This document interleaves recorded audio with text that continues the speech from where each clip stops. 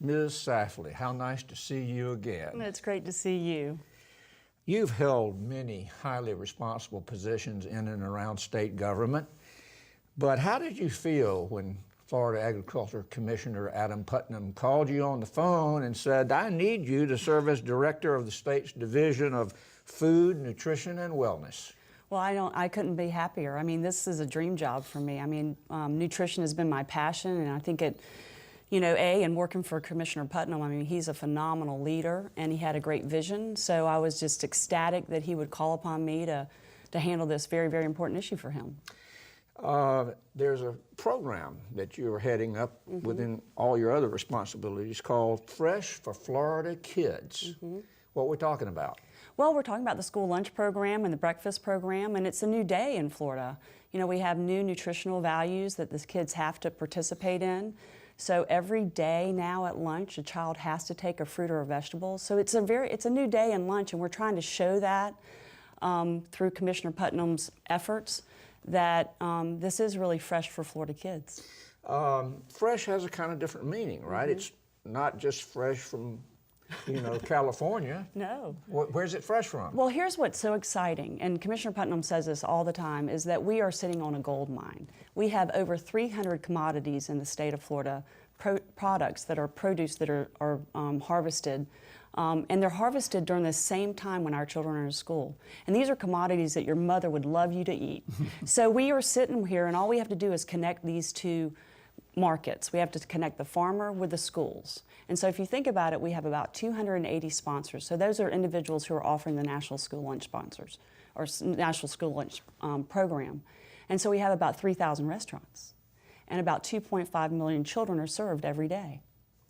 And right down the road is the fresh products that we would want them to have. And so Commissioner Putnam obviously thought that the Department of Agriculture versus the Department of Education was sitting in a better position to marry those two markets. And so we're excited to say that we're making progress. How are you trying to actually get them to communicate with one another? That's, I mean, having those people in close proximity and industries in close proximity to the schools, that's one thing. But making the connection, making it work is another. How did you do that, or how are you trying to do it? Yeah, every day is, you have to be aware and keep plugging along, because if it was easy, it had been done before. So that's what I tell staff all the time. But a lot of it is getting the farmers to understand the dynamics of a school lunch program. I mean, they have sort of financial constraints.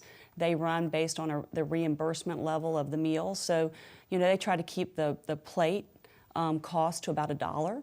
So when you're talking in those tight budgets and labors and inventories, it's very important for the farmer to understand those needs. And vice versa, it's very important for the school system to understand the farmer's needs and the harvesting timeline. What we found is a lot of the schools were maybe purchasing product when it wasn't in season.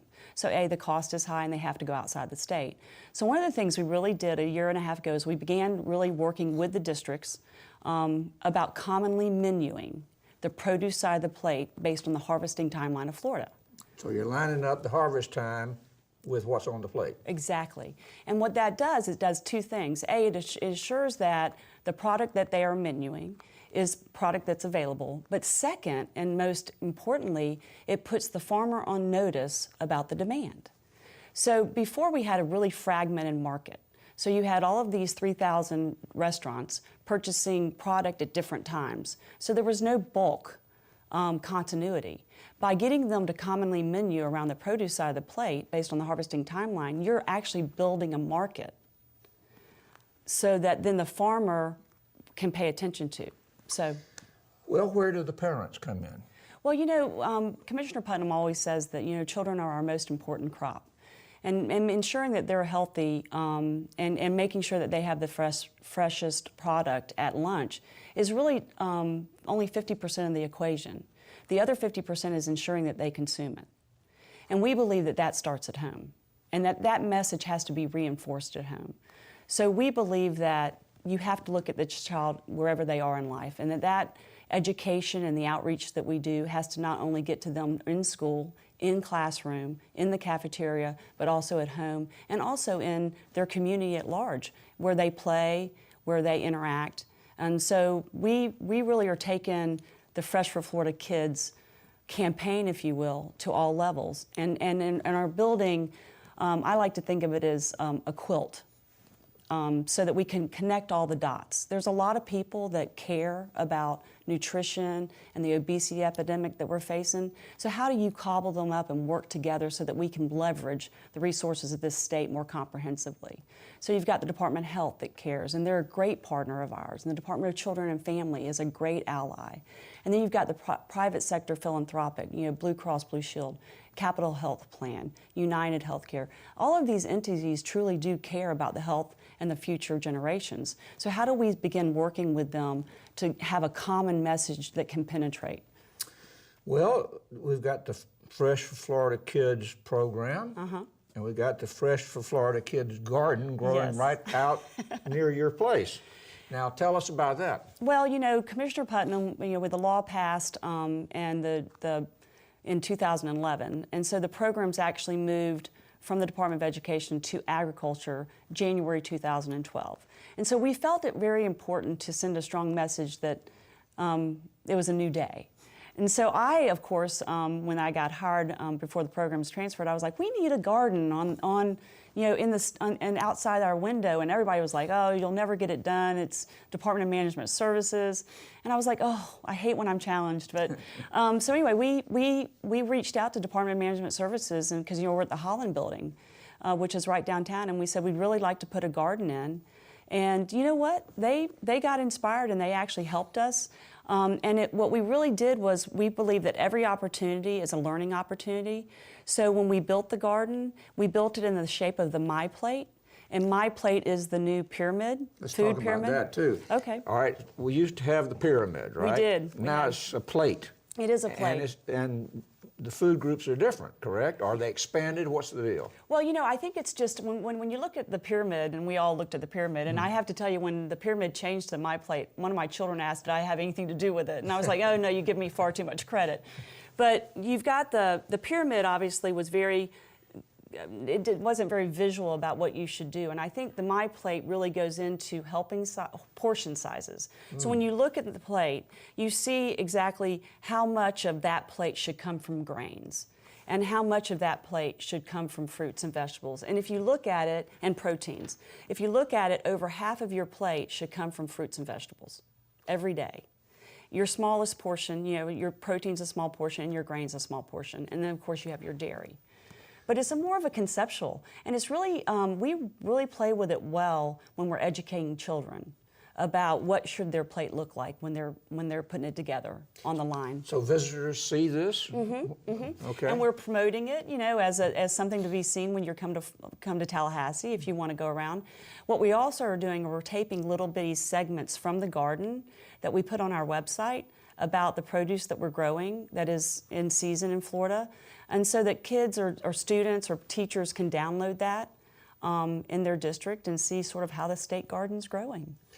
I understand that the commissioner planted part of that. He did. It was a year ago in April. We had the big sort of groundbreaking, if you will. And he was out there with the kids, and he's obviously has an agricultural background, and this is his passion, and he's got 4 young kids, so his demeanor is perfect.